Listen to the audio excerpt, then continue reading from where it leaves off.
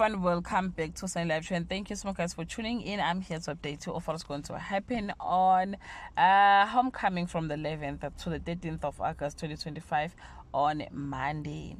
Zethu has to pick up the pieces after everything falls apart, but find moment to joy with Fiso, who is also facing an ethical predicament at work on Tuesday.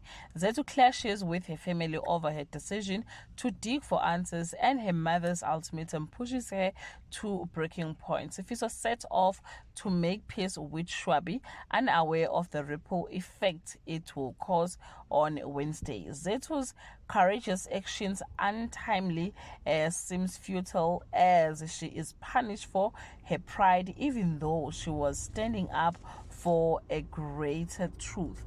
Well guys, that's all I have for today. You can leave your comment below and share your opinion. Bye.